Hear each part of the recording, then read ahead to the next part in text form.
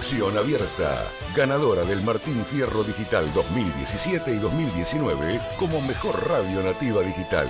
Conexión Abierta, nuestra forma de hacer radio.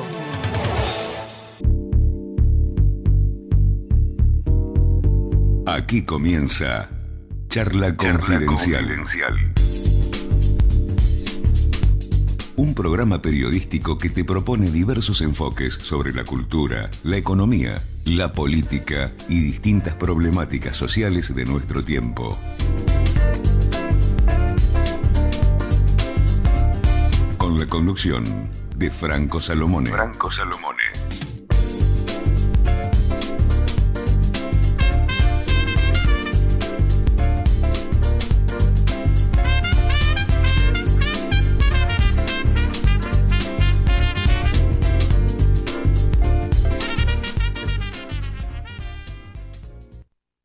¿Qué tal? ¿Cómo están? Muy buenas tardes y bienvenidos en un día, por cierto, muy particular en lo que tiene que ver con la información internacional.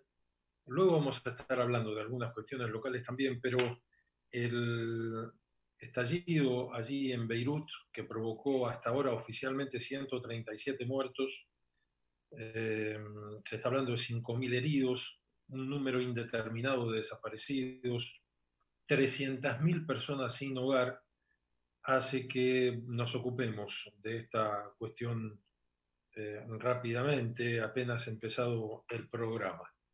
El Líbano, ustedes saben, tiene frontera con Israel.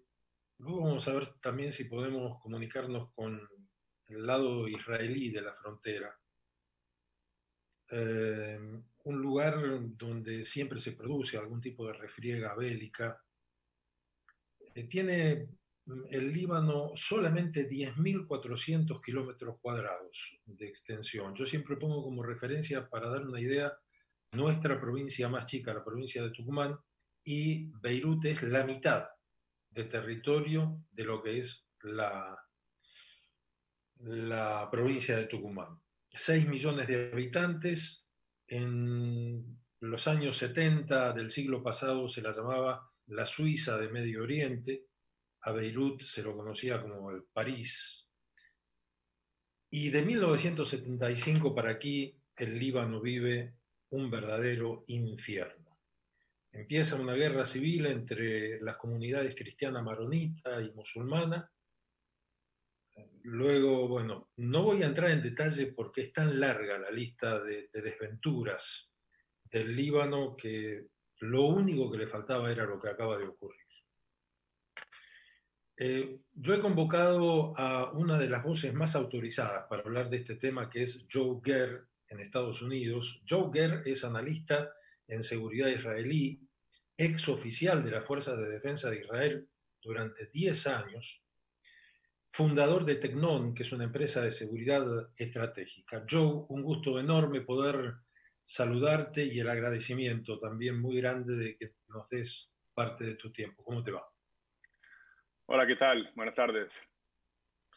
Joe, lo primero que se pregunta el mundo es ¿qué pasó antes de ayer en Beirut? Y permitime que diga que está hablando con la prensa nada menos que el presidente de Francia, Emmanuel Macron, que ha viajado a Beirut y está prometiendo ayuda. Pero ¿qué pasó? Si es que podemos en este momento elaborar alguna hipótesis. ¿Hubo un atentado? ¿Hubo negligencia? Pasó lo siguiente, yo escuché parte de entré un poquito tarde, pero escuché parte de tu reseña sobre la historia del Líbano, que es, como tú lo dijiste, muy compleja y muy larga. Pero el hecho ahí es que desde el 79, cuando se da la revolución en Irán, con Khomeini, básicamente se crea, total, tú dices toda la historia, no voy a entrar en detalles, pero como entienden, el grupo Hezbollah, guiado, financiado, inspirado, avalado, enfortecido por Irán, es realmente el que manda en este momento en Líbano. Punto. Entonces, toda la zona y ya voy a llegar específicamente a lo que pasó hace 2 días, pero toda esa zona del puerto, es manejada por ellos.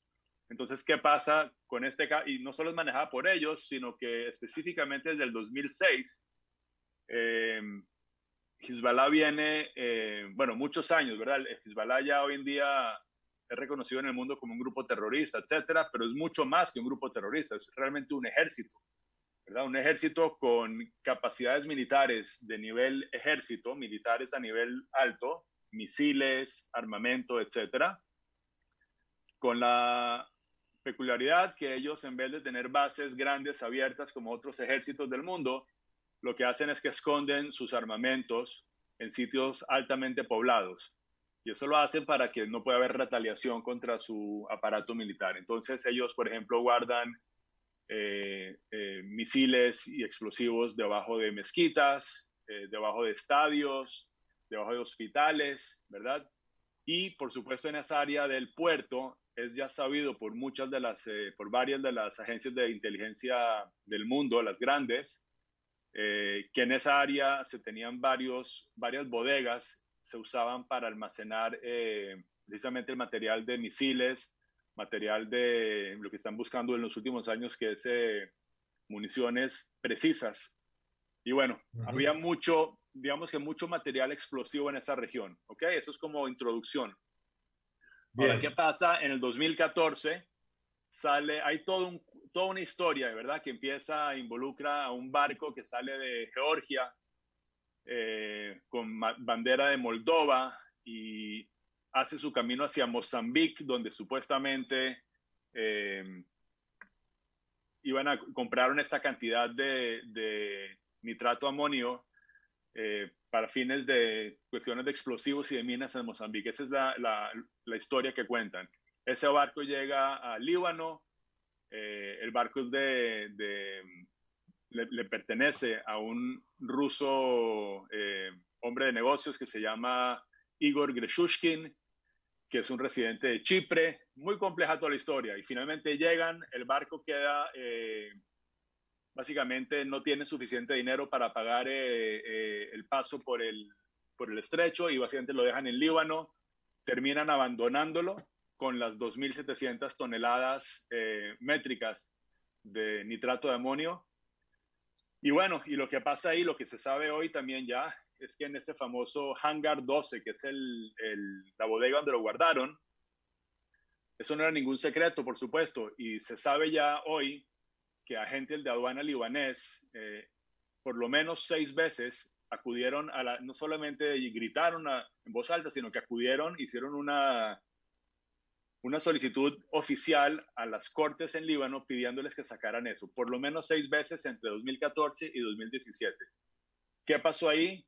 ¿Por qué se trancó eso? Y ellos, por supuesto, decían, por favor, saquen esto de acá, esto es un peligro. ¿Quién tenía el interés de que eso se quedara ahí?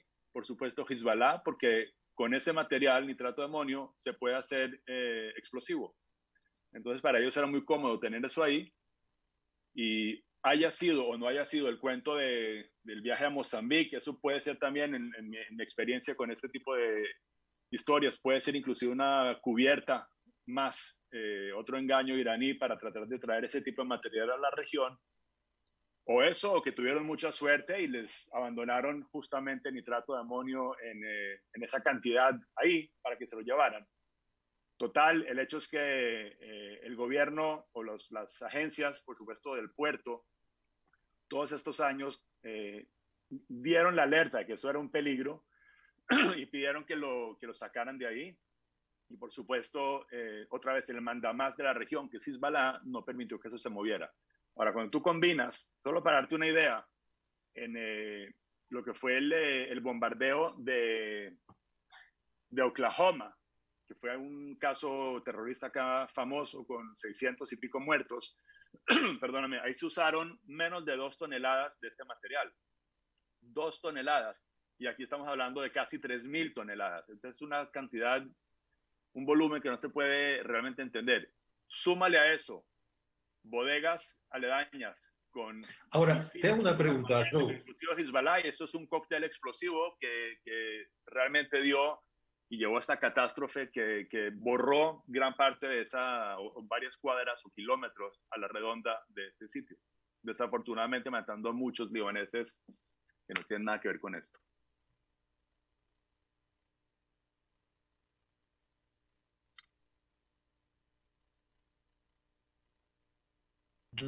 Es decir, en medio de todo esto, con su habitual verborragia, el presidente de los Estados Unidos a decir que ahí hubo una bomba que detonó y que provocó todo esto, y luego un funcionario de alto nivel del gobierno de Estados Unidos, consultado, dijo: no tengo ni la más remota idea de qué está hablando Donald Trump. ¿Qué pasa? Que no suena demencial que sea una bomba, pero ahí hay muchos elementos. Por ejemplo, tantos años de estar eso almacenado en ese lugar, la temperatura alta de esta época del año, son factores que pueden haber ayudado para que se produjera esta explosión sin que nadie la provocara.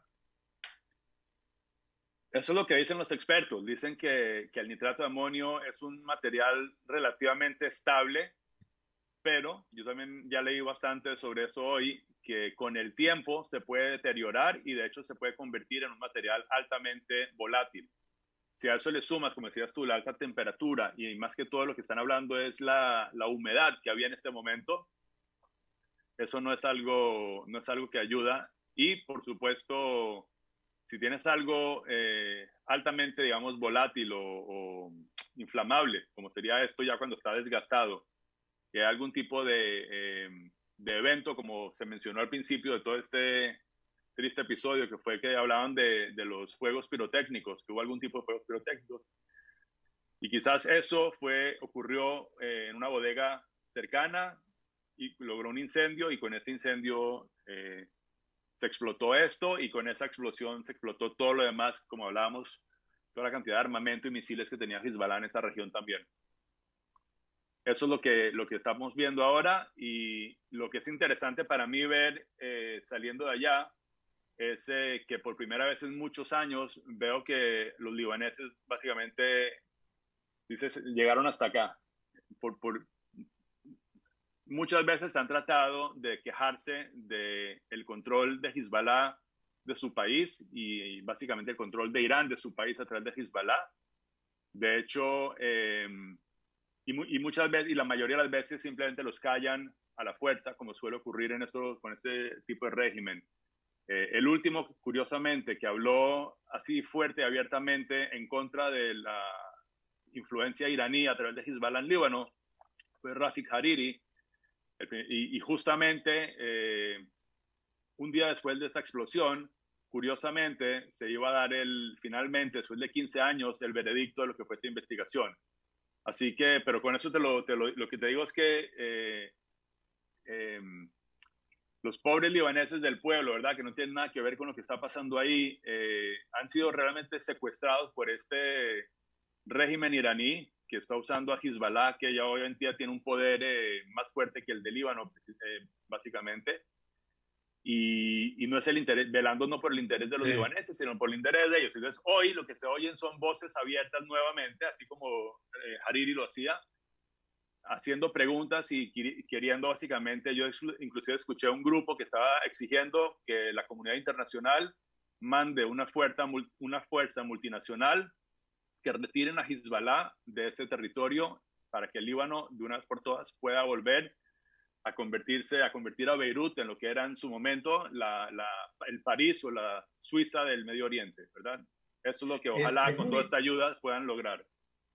Es muy oportuna esta mención que haces, Joe, porque en 1976, un año después del comienzo de la Guerra Civil, Naciones Unidas mandó la FINUL, la fuerza esta multinacional al sur del Líbano, y entonces, como bien decís vos, lo que están pidiendo ahora es sáquennos a esta gente de encima. ¿Por qué? Porque el Líbano es una república parlamentaria, con presidente, con primer ministro, con un parlamento, pero como vos estás diciendo a lo largo de la entrevista, Hezbollah prácticamente se impone en su poder por encima de lo que es el poder legítimo. Ahora, recién escuché que se acercó una persona y le dijo a Emmanuel Macron hace un rato, Emmanuel Macron, recordemos, está en Beirut, por favor no le dé plata a este gobierno corrupto. Entonces, ¿cuánto hay de víctima por parte del gobierno establecido democráticamente del Líbano? ¿Cuánto hay de víctimas en ello y cuánto hay de cómplices de Hezbollah? ¿O no les queda más remedio que decirles que sí a Hezbollah? Yo creo que la tercera opción es la correcta. Ahí lo que hay es eso no es una democracia como la conocemos en esta parte del mundo. Eso es una democracia donde el tirano o el que tiene la influencia y el músculo básicamente pone a sus títeres en sus sitios y se juega siguiendo sus reglas.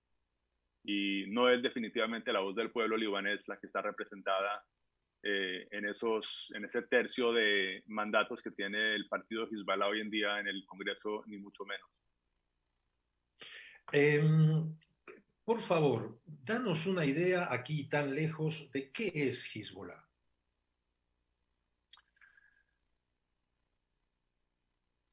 Mira, Hezbollah nace, Hassan Nasrallah es el líder hoy en día de Hezbollah y básicamente es el tercer líder de la organización. Para hacértelo corto, nacen de lo que es la idea de la revolución islámica que se dio otra vez en el 79 en Irán con Ayatollah Khomeini. Entonces, básicamente el propósito, y nuevamente Hezbollah aquí no es que esa es la idea de Hezbollah. Hezbollah es una ficha iraní en la estrategia iraní de la revolución, de sacar la revolución de Irán hacia el mundo. ¿Qué incluye esa revolución? Esa revolución incluye, ¿cuál es el plan? El plan, para hacértelo corto, es el siguiente: dominar el Medio Oriente, convertir a todo... Mira, hoy en día todos saben lo que es ISIS, ¿verdad? El Estado Islámico. Sí. Es claro lo que ellos querían hacer. Querían hacer un califato y el que no le cortan la cabeza al que no se le suma a sus filas. Esta gente en Irán quiere hacer lo mismo. La única diferencia es que el de ISIS o Estado Islámico era suní y estos son shia y son súper radicales dentro de la shia, pero ellos al final de cuentas quieren hacer un califato igual según su versión del Islam global. Ahora, las etapas para lograr eso es, número uno, limpiar, como ellos lo ven, al Medio Oriente de todo lo que es cualquier tipo de influencia occidental, cristiana, etcétera, convertirlos a todos. Por eso es que ellos luchan hoy en día contra Israel ahí tanto. Y después desde ahí seguir hacia Europa y desde Europa seguir hacia el occidente, hacia las Américas. Ahora ellos lo hacen de diferentes maneras. Una de las formas es mediante Hezbollah, por ejemplo, en Líbano, tienen a los Houthis en Yemen. Y te recuerdo también que tienen a Hezbollah no solo allá en el Líbano, sino que Hezbollah hoy en día tiene presencia global prácticamente por todas partes del mundo. Hay células en Europa, en Alemania, hay células en la trifrontera entre precisamente Argentina, Paraguay y Brasil. Tiene células muy grandes hoy en día en Venezuela, con todo lo que fue el gobierno de Chávez y de Maduro hoy en día. Inclusive tienen gente ya también en el gobierno de Venezuela. Así que bueno, ellos básicamente van armando esta infraestructura de, llamémoslo, agentes durmientes de Hezbollah, para el día de mañana, cuando Irán da la orden o tiene que hacer algún tipo de venganza o misión, usan Hezbollah para pegar, así como se dio, por ejemplo, en tu país con la AMIA. Así que bueno, y eso lo hace Irán y lo ha hecho todos estos años jugando un papel muy fino entre varias caras. Entonces ponen la cara política y dicen, no, esto Hezbollah somos una organización de caridad y solo están tratando de levantar donaciones para... Hay una cantidad de engaños, son maestros en el arte del engaño, por un lado, y por otro lado usan también sus embajadas a lo largo del mundo como centros de operación logística para este tipo de operaciones. Así que bueno, ahora yo sé que en los próximos días está otra vez a... Dime. De hecho, tienen diputados en el Parlamento libanés. Exacto, exactamente. La ironía, eso es lo triste, si pero no bueno. Estuviese el apoyo de Irán, si no tuviera el apoyo de Irán, Hezbollah, ¿sería tan poderoso? ¿Cuánto mide ese apoyo de Irán en el poder de Hezbollah? Ese apoyo mide muchos no sé el número exacto, pero me atrevo a decir que varias decenas de billones de dólares que ha invertido Irán en esta organización desde el principio. Cosa que si se hubiera invertido, por ejemplo, en el pueblo libanés, en construir las ciudades, en educación, estaríamos hablando de otro Medio Oriente. Pero cuando ese tipo de recursos se invierten en crear un monstruo de esta índole como es el Hezbollah, es grave. Y tu pregunta es muy interesante y no sé la respuesta. Yo creo que uno puede hacer una bola de nieve, se va haciendo grande, grande, grande. Al principio es muy pequeña y necesita mucha ayuda, pero mediante se va haciendo más grande y más fuerte, capaz que ya puede operar sola. Yo no creo que hoy en día Hezbollah tenga la capacidad de, digamos, generar recursos, bien sea en la trifrontera con los mercados negros, y es mucho lo que hacen ellos, o con donaciones que mandan en diferentes encubiertas de diferentes partes del mundo. No creo que eso les alcance para operar su presupuesto, digamos, operativo que tiene hoy en día anual. Me imagino que todavía, y eso lo digo sin saber a ciencia cierta hoy en día, no creo que puedan sobrevivir mucho tiempo sin ese flujo de dinero que les da Irán. Bien. Bien. Joe, nuevamente, muchísimas gracias. Muy amable por ayudarnos a entender lo que se pueda entender de lo que ha pasado, esta terrible tragedia en Beirut. Te mandamos un saludo aquí de Buenos Aires.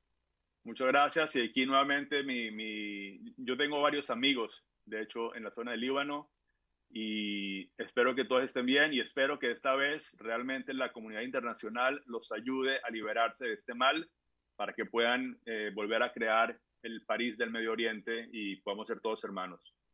Así que gracias por estar acá, un abrazo y cuídense. Ojalá, Joe. Un abrazo. Joe Ger, analista en seguridad israelí, ex oficial de las Fuerzas de Defensa de Israel, fundador de Tecnon, una empresa de seguridad estratégica.